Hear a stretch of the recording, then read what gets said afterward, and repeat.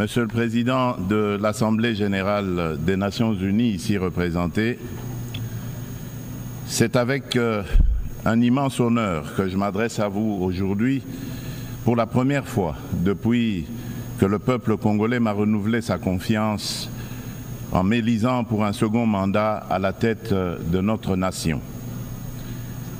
Ayant eu l'occasion de prendre la parole devant vous par le passé, je suis particulièrement ému de pouvoir le faire à nouveau en ce moment significatif pour notre pays.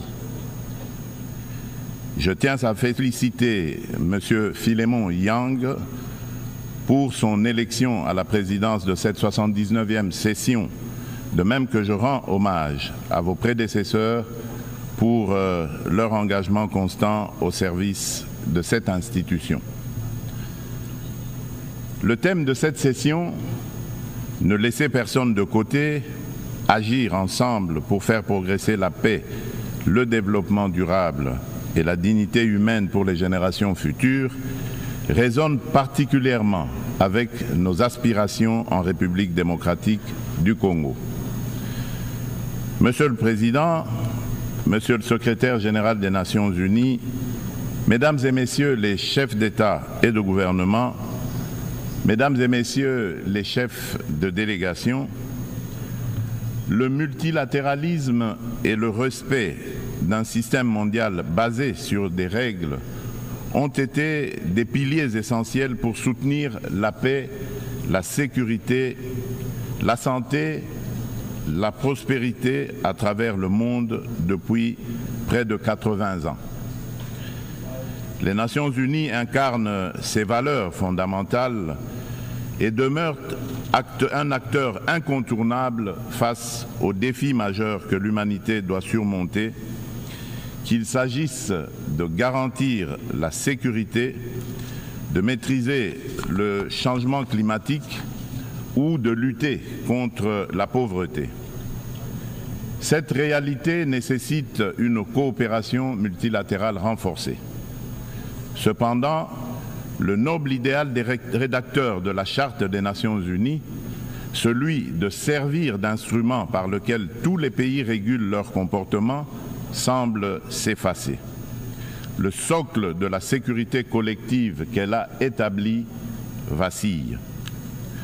Nous avons la responsabilité de conjuguer nos efforts et de réaffirmer notre engagement envers le multilatéralisme, qui est la clé de solutions véritablement transformatrices face aux défis qui rongent notre monde. Comme l'a si bien exprimé Dag Hammarskjöld, ancien secrétaire général de l'ONU, dont le sacrifice en faveur de la paix en République démocratique du Congo nous rappelle la gravité de notre mission, je cite, « Le but de l'ONU n'est pas d'emmener l'humanité au paradis, mais de le protéger de l'enfer. » Fin de citation. En cette période critique du multilatéralisme, le multilatéralisme revêt une importance cruciale. Il permet de répondre aux menaces communes, de protéger notre planète et de renforcer la société civile ainsi que les droits humains.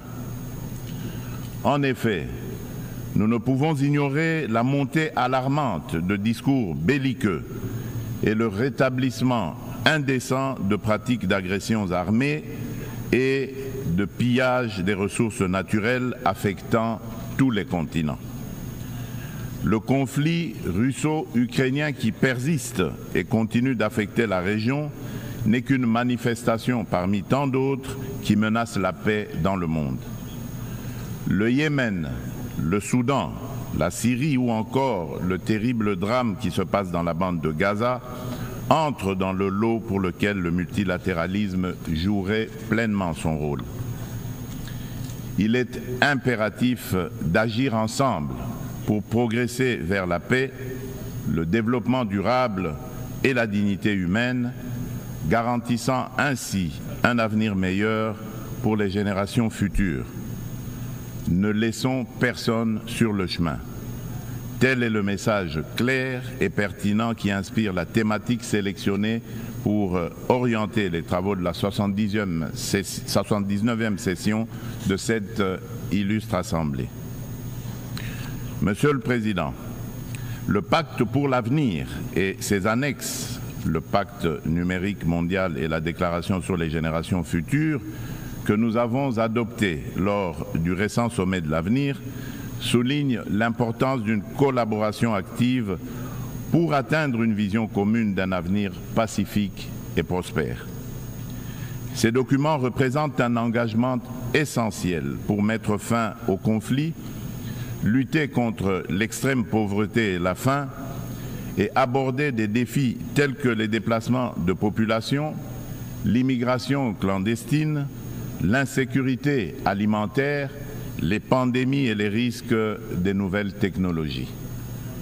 Parallèlement, le Pacte mondial numérique se positionne comme un pilier essentiel dans notre quête d'un avenir prospère au cœur de la 4e révolution industrielle où les technologies numériques sont devenues incontournables. Cette transformation numérique représente une occasion sans précédent d'atteindre les objectifs de développement durable d'ici 2030, notamment pour les pays les moins avancés. Elle vise à réduire la fracture numérique et à intégrer les populations non connectées dans des services digitaux à fort impact social. Cependant, pour relever ce défi majeur, inhérent à la révolution du numérique, des réformes globales sont nécessaires, impliquant une réévaluation de l'architecture financière internationale et un financement adéquat. C'est pourquoi la République démocratique du Congo aspire à attirer des investissements pour développer la connectivité en Afrique et appeler à la coopération des partenaires multilatéraux et des opérateurs de télécommunications avec à la clé un transfert de connaissances. En effet, l'accompagnement au processus de maillage du pays est une solution prometteuse pour relier le sud et le nord du continent, ainsi que relier l'océan Indien à l'océan Atlantique. Cela comprend la formation de partenariats viables autour du projet hydroélectrique du Grand Inga qui vise à répondre à la demande énergétique croissante de notre continent, exacerbée par la prolifération des objets connectés. De plus, il est essentiel de renforcer la traçabilité des minerais stratégiques, indispensables aux équipements technologiques, afin d'assurer une exploitation responsable et durable de nos ressources. Par ailleurs, la pleine participation et l'engagement des jeunes, tant des filles que des garçons, sont également primordiaux pour bâtir une société durable et inclusive. Ce principe constitue le fondement de la Déclaration sur les générations futures, soulignant notre responsabilité envers les générations à venir et l'importance des décisions qui garantissent leur épanouissement. Pour l'Afrique, sa jeunesse représente un atout majeur pour sa prospérité future. Investir dans l'éducation, notamment dans les domaines STEM, sciences, technologies, ingénierie et mathématiques, et créer des environnements propices à l'innovation est crucial. Il est essentiel de remédier à la déconnexion entre une population jeune en forte croissance et le marché de l'emploi en fournissant les compétences nécessaires à leur intégration. Monsieur le Président, la situation dans l'Est de la République démocratique du Congo est particulièrement préoccupante. La résurgence du groupe terroriste du M23, soutenu par le Rwanda, a provoqué une crise humanitaire sans précédent avec près de 7 millions de déplacés internes. Cette agression constitue une violation majeure de notre souveraineté nationale. Nous appelons la communauté internationale à condamner fermement ces actes et à imposer des sanctions ciblées contre le Rwanda pour son rôle déstabilisateur et néfaste. Nous exigeons le retrait immédiat et inconditionnel des troupes rwandaises de notre territoire.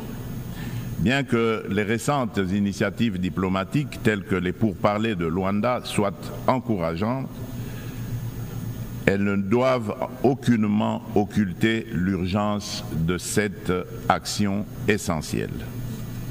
La République démocratique du Congo s'engage activement à établir une paix durable dans l'est du pays et à promouvoir le développement économique ainsi que le bien-être social des communautés meurtries par ce conflit armé.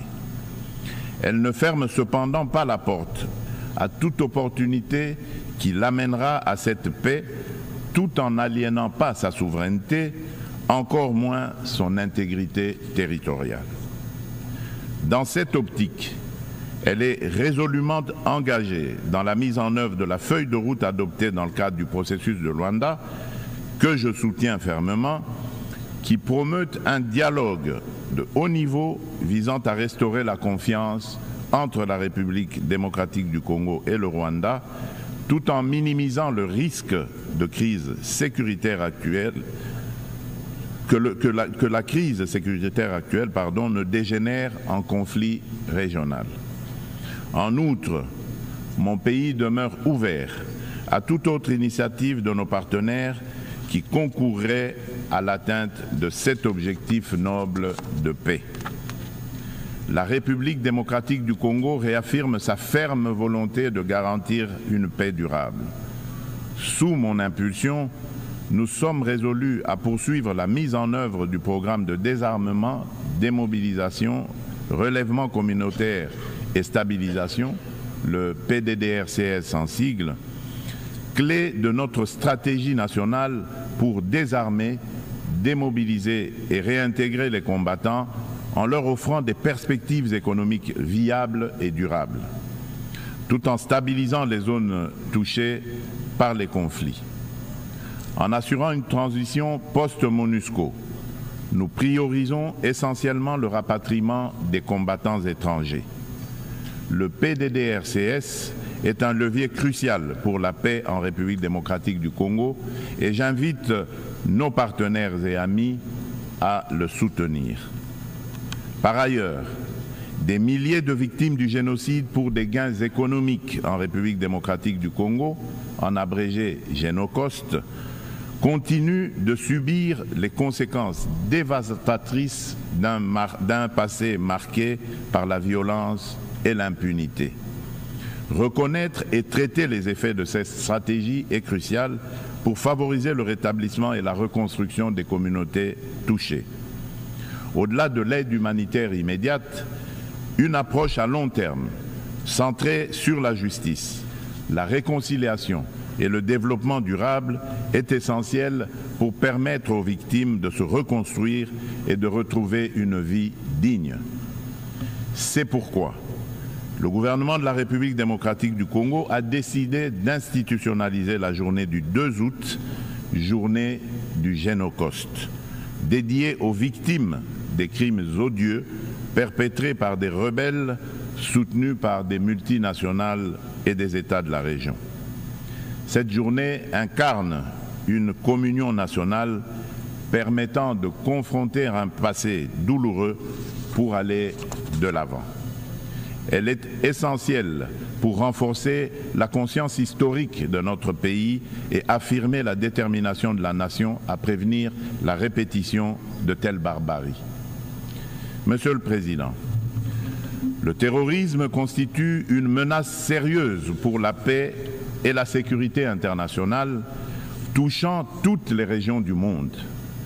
Après avoir sévi en Asie, en Europe occidentale et en Amérique du Nord, ce fléau semble désormais s'enraciner en Afrique. En tant que membre de la coalition mondiale contre l'État islamique, la République démocratique du Congo exhorte les Nations unies à intensifier leurs actions pour mettre en œuvre les recommandations de cette organisation, notamment dans le cadre du processus d'Aqaba. Le terrorisme qui sévit dans l'est de notre pays est étroitement lié au pillage et à l'exploitation illégale de nos ressources naturelles. Ces activités criminelles alimentent l'insécurité et financent les groupes armés, exacerbant les conflits dans la région des Grands Lacs. Par conséquent, il est impératif que les Nations Unies envisagent des sanctions sévères contre les acteurs responsables de ces crimes économiques afin de briser ce cercle vicieux et de favoriser la paix, le développement durable et la dignité humaine pour les futures générations.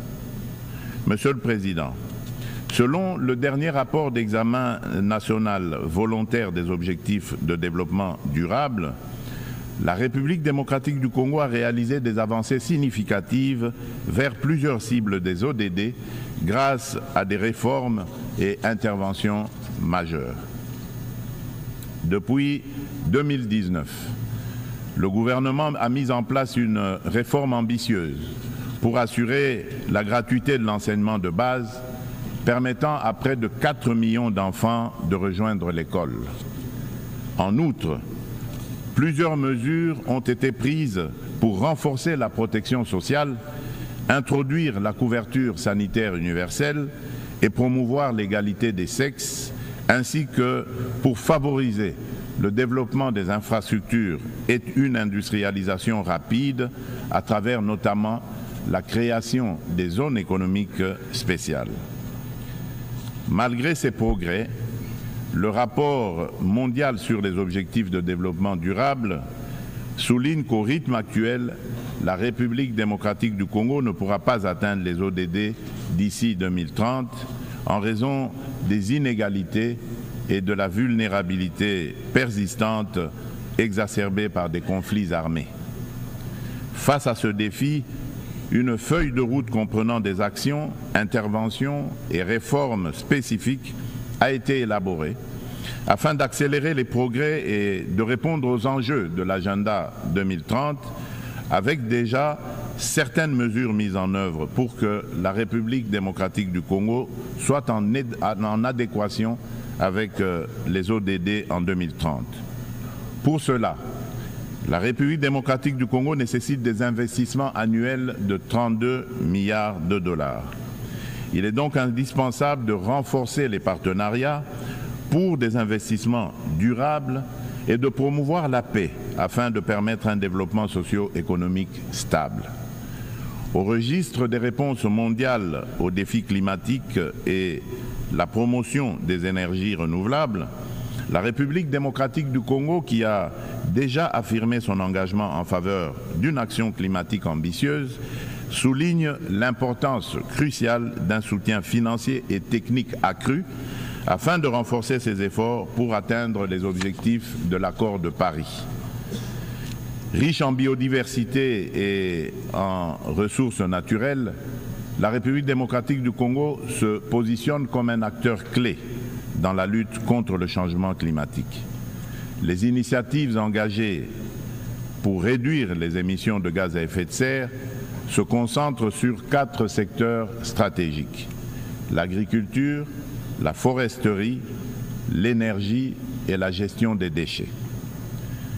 Des réformes structurelles sont actuellement mises en place pour inverser la déforestation et améliorer l'accès à une énergie propre, témoignant ainsi de l'engagement déterminé du gouvernement en faveur de la préservation des ressources naturelles et de la transition écologique. Concernant la valorisation des forêts tropicales, un tournant majeur a été franchi à Bali en novembre 2022, en Indonésie, avec l'adoption de la déclaration conjointe sur la coopération autour de la forêt tropicale et l'action climatique signée par le Brésil, l'Indonésie et la République démocratique du Congo. Cette avancée témoigne d'une volonté politique collective d'utiliser les forêts comme levier pour un développement durable. L'Alliance trilatérale pour la coopération sur les forêts tropicales, créée à cette occasion, constituera un cadre pour relever les défis liés à la biodiversité et proposera des solutions pour les marchés de crédit carbone, tout en veillant au respect des droits des peuples autochtones. Par ailleurs, dans le cadre des enjeux liés à l'environnement et au réchauffement climatique, il est essentiel de souligner la tenue du deuxième sommet des 3 grands bassins forestiers tropicaux du monde, à savoir l'Amazonie, le Congo et le Bornéo-Mékong, qui s'est tenu du 26 au 28 octobre 2023 à Brazzaville, en République du Congo. Cette initiative africaine, portée par le président Denis Sassou Nguesso, vise à mettre en œuvre, dans le cadre de la décennie des Nations Unies pour la restauration des écosystèmes, la première coalition mondiale dédiée à la restauration de 350 millions d'hectares d'écosystèmes terrestres et aquatiques. Ces forêts constituent un rempart indispensable contre le changement climatique. Face à des problèmes clairement identifiés et à des solutions à portée de main, il est crucial d'agir de manière concrète. Les bassins amazoniens, congolais et de Bornéo-Mékong abritent plus de 80% des forêts tropicales et jouent un rôle crucial dans la lutte contre le changement climatique, tout en fournissant des services écosystémiques vitaux. Il est donc impératif que l'amélioration des conditions socio-économiques des communautés locales qui jouent un rôle clé dans la préservation de ces forêts soit placée au centre des priorités de la gouvernance mondiale. Pour sa part, la République démocratique du Congo met en place des instruments juridiques et des dispositifs institutionnels visant à renforcer sa position sur le marché mondial du carbone, tout en restant ouverte à des partenariats en conformité avec l'accord de Paris et ses lois internes. La prise de conscience croissante des défis liés à l'instabilité climatique et à l'épuisement des ressources naturelles, souvent à l'origine de conflits armés, souligne l'urgence d'agir sur ces problématiques. Il est donc primordial de reconnaître le lien entre changement climatique, dégradation environnementale et sécurité, afin de favoriser des actions proactives qui atténuent ces risques par le biais de pratiques durables.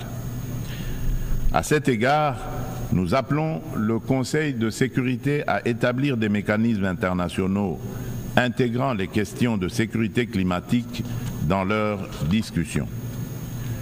Monsieur le Président, face à un défi énergétique majeur, le monde fait face à un défi énergétique majeur. Les systèmes basés sur les combustibles fossiles sont responsables d'importantes émissions de gaz à effet de serre, exacerbant le changement climatique. Sans efforts concertés pour promouvoir les énergies renouvelables, nous risquerions de faire face à davantage de crises telles que des conditions météorologiques extrêmes et des conflits liés aux ressources naturelles, comme nous l'observons déjà. La République démocratique du Congo dispose de ressources abondantes, y compris des minéraux essentiels tels que le cobalt, le lithium, le nickel et le graphite, pour ne citer que ceux-là, qui peuvent faciliter une transition énergétique durable. Nous appelons à la coopération internationale pour développer les technologies et infrastructures nécessaires. Notre vision est de transformer l'exploitation de nos ressources en levier pour un développement durable et inclusif, tout en améliorant l'éducation, la santé et les infrastructures. L'inclusion sociale est au centre de notre stratégie, garantissant une répartition équitable des bénéfices du progrès. En nous investissant dans la lutte contre le changement climatique et en contribuant aux objectifs de développement durable, la République démocratique du Congo est prête à jouer un rôle clé dans la transformation des systèmes énergétiques mondiaux. Ensemble, nous pouvons bâtir un avenir où l'énergie est propre, durable et accessible à tous. Monsieur le Président, j'aimerais également aborder la question cruciale de la parité hommes-femmes.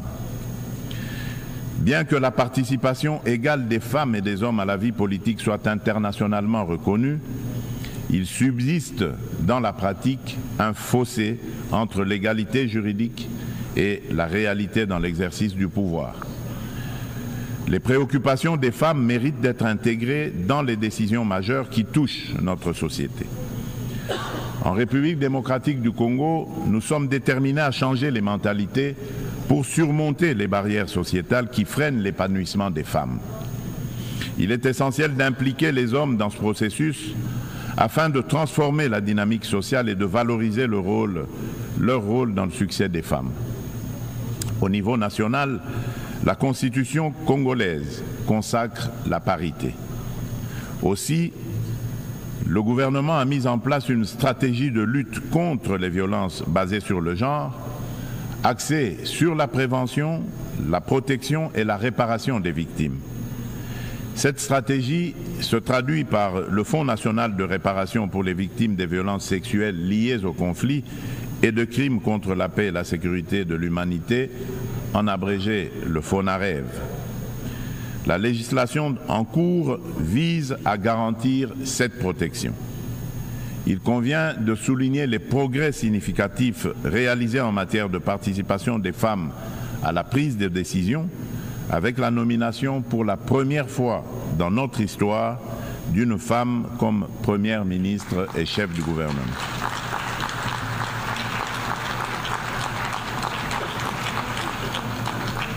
Nous assistons également à une présence accrue de femmes dans les instances gouvernementales ainsi que dans le Parlement et le système judiciaire, illustrée par la nomination de femmes au poste de premier président du Conseil d'État et à la tête de la Banque centrale du Congo. Monsieur le Président de l'Assemblée générale des Nations unies, Monsieur le Secrétaire général des Nations unies, Mesdames et Messieurs les chefs d'État et de gouvernement, Mesdames et Messieurs les chefs de délégation, Monsieur le Président, dans cet élan de progrès, il est impératif que la communauté internationale, sous l'égide des Nations unies, continue d'accompagner ces dynamiques en se réinventant face aux défis du monde actuel. Pour maintenir la confiance de la communauté internationale, l'Organisation des Nations unies doit prouver sa capacité à s'adapter aux évolutions contemporaines et à les surmonter de manière efficace et responsable. Il est impératif de redynamiser le multilatéralisme par des réformes ciblées de la Charte des Nations unies touchant des questions clés telles que le Conseil de sécurité, le droit de veto, le chapitre 7 et le recours à la force. Néanmoins, cela ne suffira pas. La coordination et la coopération entre les différentes institutions et agences des Nations unies doivent également être renforcées. De nombreux enjeux globaux sont souvent abordés de manière redondante dans différents forums, parfois sous des angles contradictoires, tandis que d'autres problématiques restent entièrement négligées, chaque bureaucratie internationale cherchant à défendre son existence propre. À cet égard, tout en saluant l'appui des États-Unis, je réitère avec fermeté, au nom de l'ensemble des pays africains, la requête de création de 2 sièges permanents au Conseil de sécurité des Nations unies pour les pays africains.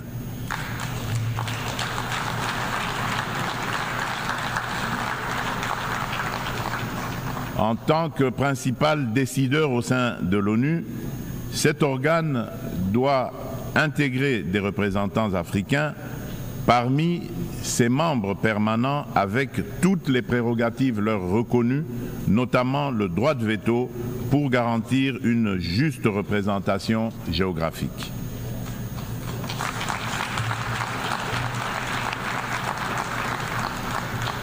Il s'agit là d'une question de justice pour un continent dont le rôle dans les affaires internationales ne cesse de croître.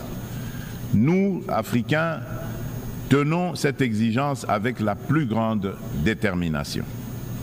Enfin, je ne saurais conclure sans rappeler qu'après plus de 3 décennies d'absence au Conseil de sécurité, la République démocratique du Congo se porte à nouveau candidate, soutenue par l'Union africaine et par la Communauté de développement de l'Afrique australe, la SADC, au poste de membre non permanent pour la période 2026-2027 lors des élections qui se tiendront à New York en juin 2025. La République démocratique du Congo a déjà occupé cette fonction entre 1982 et 1983, 1990 et 1991, période durant lesquelles elle a œuvré pour la promotion de la paix, de la sécurité et de la stabilité en Afrique et dans le monde. Une fois élue, la République démocratique du Congo entend jouer un rôle proactif au sein du Conseil de sécurité, participant à la revitalisation de la Charte des Nations Unies et contribuant de manière constructive aux débats et aux actions qui en découlent. Mon pays sollicite donc le soutien de tous les États membres en vue de son élection. En ces temps où le multilatéralisme est mis à l'épreuve, la République démocratique du Congo réaffirme son engagement indéfectible envers la communauté internationale, prête à assumer avec honneur et responsabilité la mission de forger un avenir où la coopération et la paix prévalent sur le conflit et la division. Nelson Mandela a dit, je cite, « Aucun de nous agissant seul ne peut atteindre le succès ». Fin de citation. Ainsi, nous tendons la main à chacun de vous, partenaires de longue date et nouveaux alliés, pour écrire ensemble ce chapitre crucial de notre histoire collective. Ensemble, faisons de notre monde un lieu où chaque nation, grande ou petite, peut prospérer dans la dignité et dans la sécurité. Je vous remercie.